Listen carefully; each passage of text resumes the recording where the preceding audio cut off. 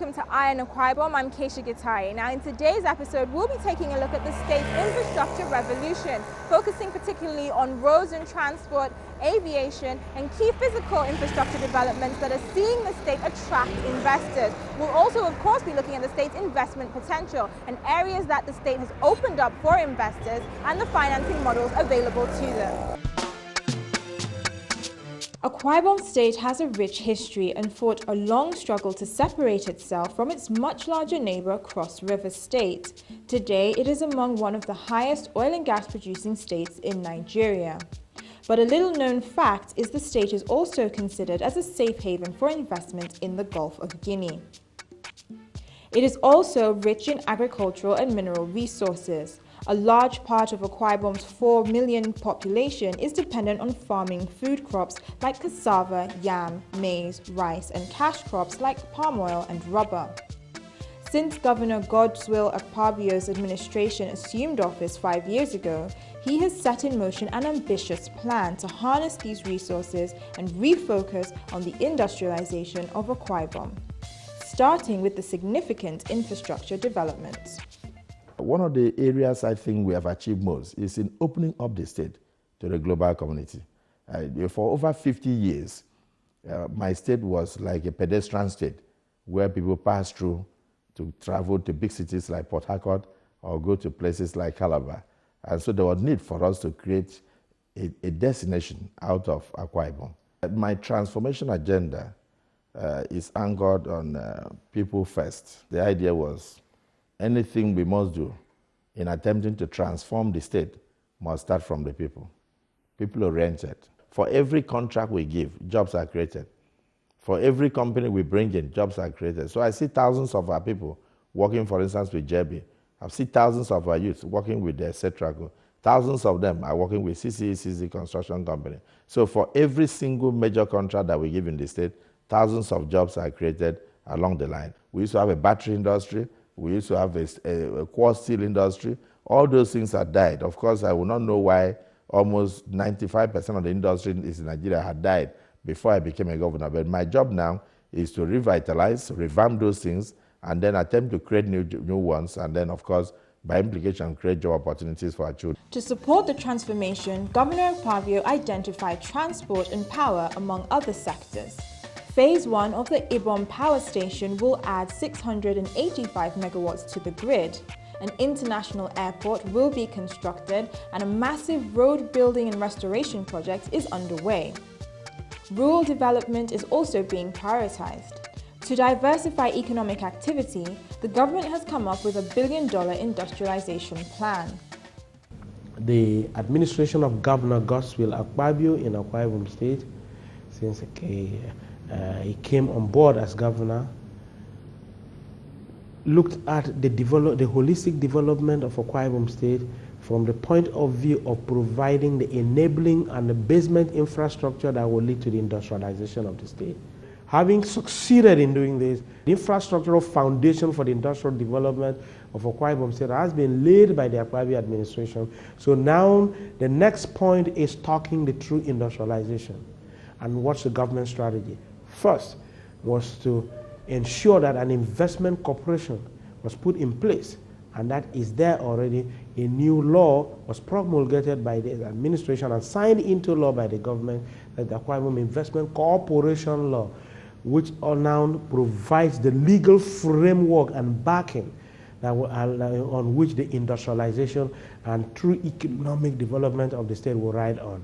The administration strategy is to ensure that government does at least one industrial concern in each of the 31 local government areas working with the private sector. And when I say industrial concern, logical industries, looking at what's called localization of industry to allow for the nearness of raw materials and so on. All 31 local government areas of Akwa Ibom State have the peculiarities in terms of what's available, what investment would work. There are areas that produce a lot of fruits and so on. That's where fruit juice industries or factories would work more. There are areas that have very good arable land for rice production and so on. Somewhere up the north towards the economic axis, you can invest in rice production and so on. And the state government has laid out an array of incentive that will allow private sector to work with government? Well, basically, our responsibility in the ministry has to do with roads and urban electrification. I would begin with urban electrification. One of the key things we did was to revamp the entire street light projects we have in the 3 senatorial districts. When we came, we didn't have street lights. You know, the existing infrastructure was very run down, very rusty. So we had to revamp all that and put Uyo back on the map. And at night, you can see the street lights that we have. You can see the fountains that are run in the state 24 hours a day.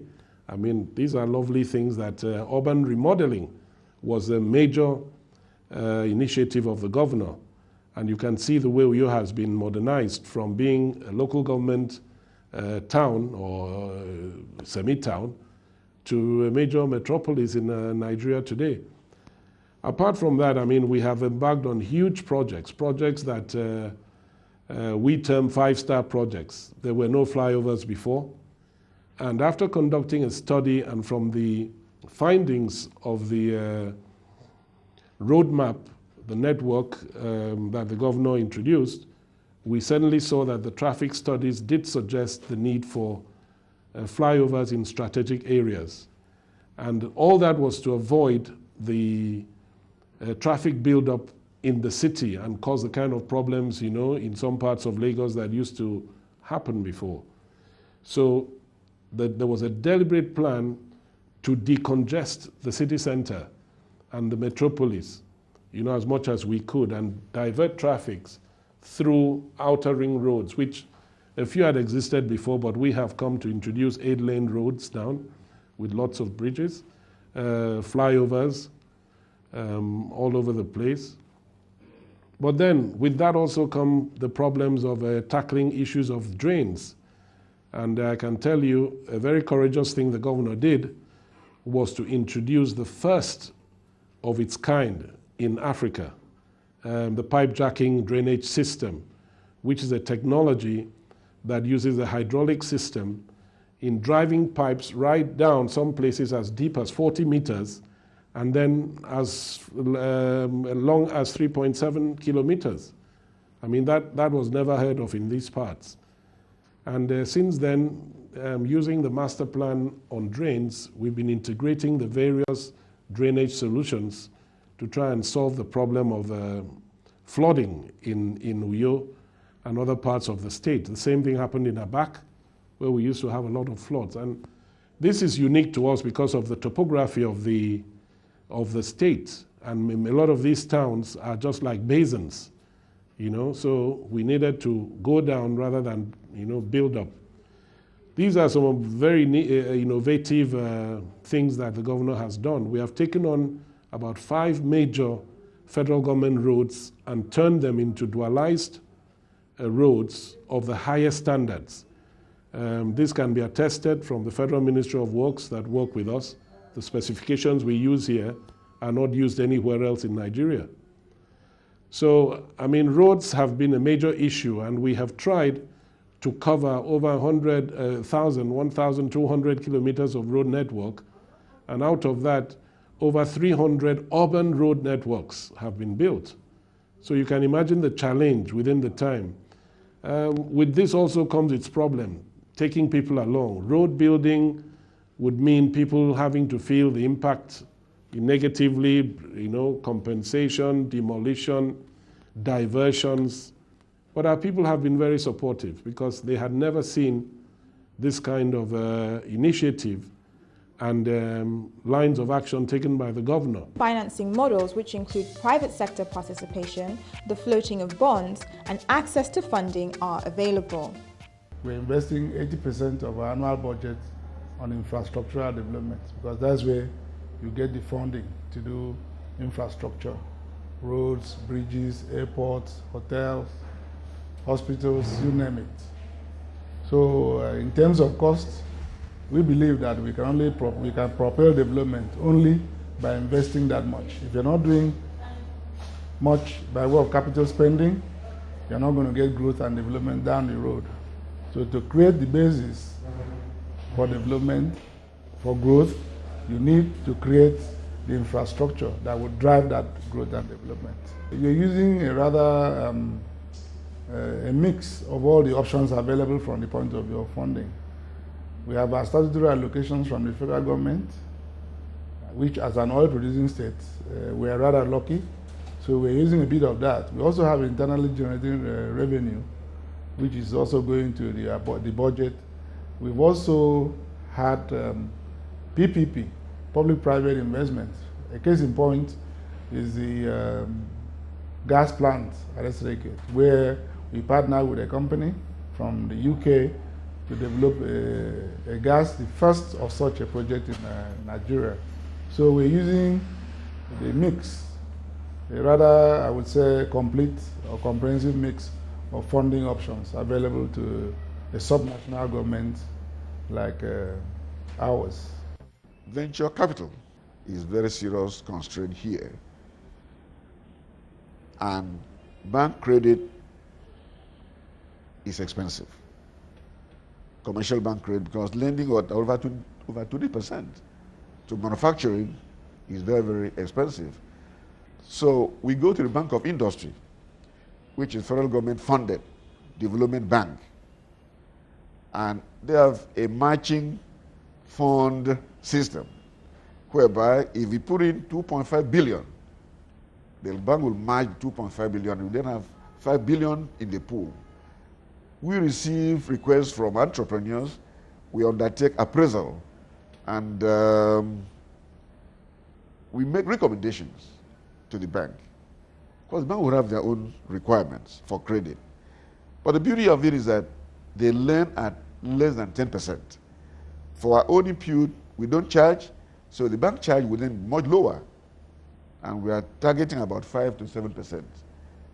That's the system that we are now adopting. We work with the Bank of Industry, which is a federal government development bank.